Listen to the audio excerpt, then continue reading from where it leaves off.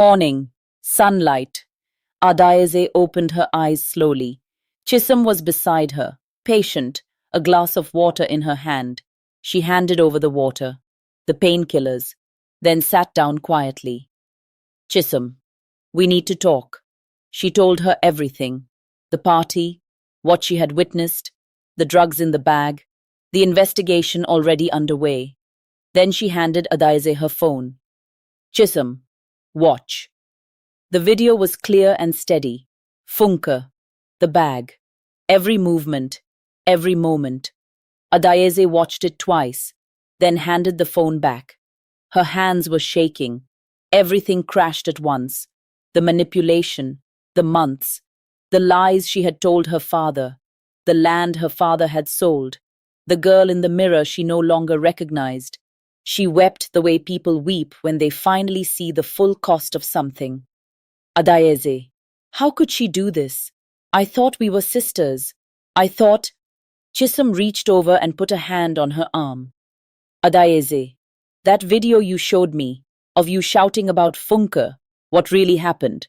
Chisholm, she destroyed my research project freshman year, started a campus rumor that I had plagiarized it. I nearly lost my scholarship. That video was the day I finally lost my patience. She took it from a friend who filmed it, cut out all the context, and kept it as a weapon. For exactly the right person. At exactly the right moment. Silence. Adaeze. Chisholm. I'm so sorry. For all of it. I'm so sorry. Chisholm. I know. But right now, we have work to do. Adaeze found Funke in a coffee shop, laughing over cappuccinos, like nothing had happened. The slap landed before Funke could finish her smile. Chisholm pulled Adaeze back, but Adaeze was shaking with a rage she had never felt before. How could you do this to me? I trusted you. I called you sister. Ungrateful little peasant. After everything I did for you. Everything you did? You framed me for drug dealing. You left me unconscious. You actually thought I was your friend? You pathetic village girl. You were a toy, nothing more. And something in Adaeze went very, very quiet. Because she understood now. Fully. Finally. School officials separated them. Both were taken to the dean's office, but the police were already waiting. The investigation from the party had linked Adaeze's name to the bag. Officer, Miss Balogan, your fingerprints are also on the bag. Funke froze, then scrambled for a lie. Funke, I held it for her when she used the restroom. My fingerprints are there innocently. That bag belongs to her. Then the door opened. Chisholm, I have evidence. Adaeze is innocent.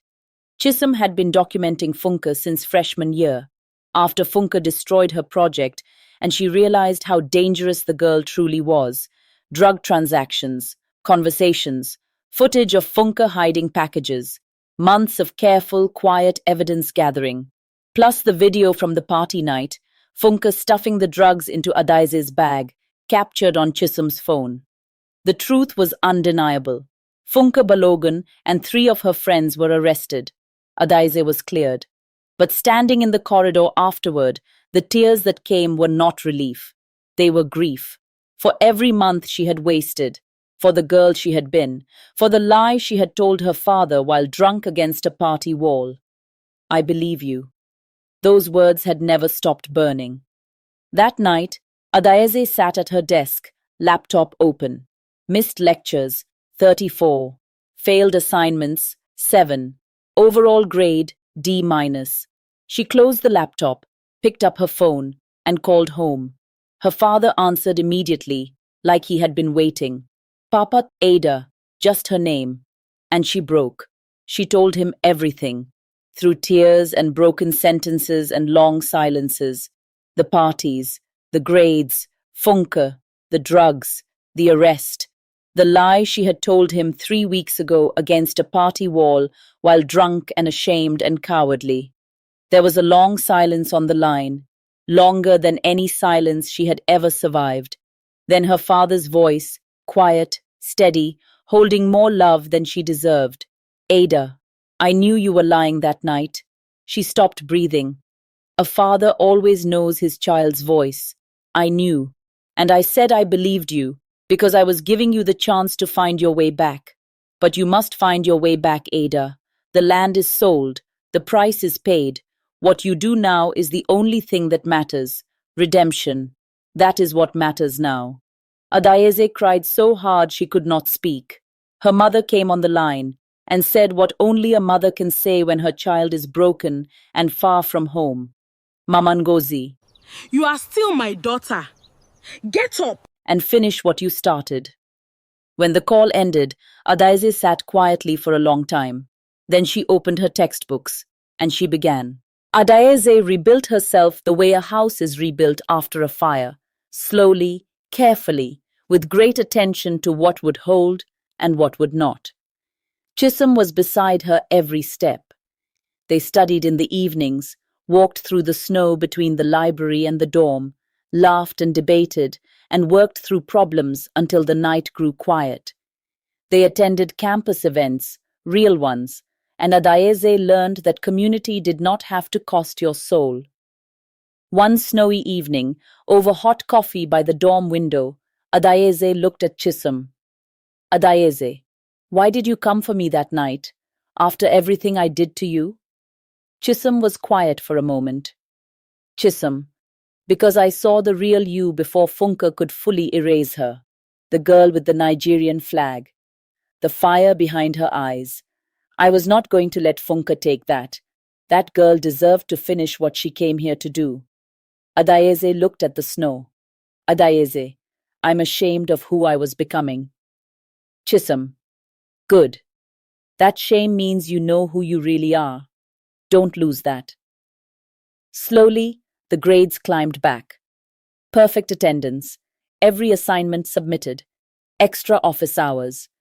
She worked harder than she had ever worked in her life, because now she knew what the cost of failure truly looked like.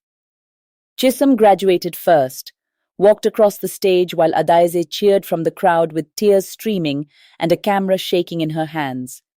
Then, Adayeze's final year. Late nights in the library, research papers, group projects with people she once would have been too closed off to befriend. The girl who had once skipped 34 lectures now had perfect attendance. And finally, graduation day. When her name was called, she walked across that stage with her head high and her heart full. On a phone screen in the audience, two faces, Mamangozi, tears streaming freely and not trying to hide them. Papa Tobechukwu, standing, clapping, his face wide open with a joy that looked exactly like prayer. In the crowd, Chisholm, on her feet, cheering louder than anyone. They found each other afterward and held on for a long time. No words were necessary.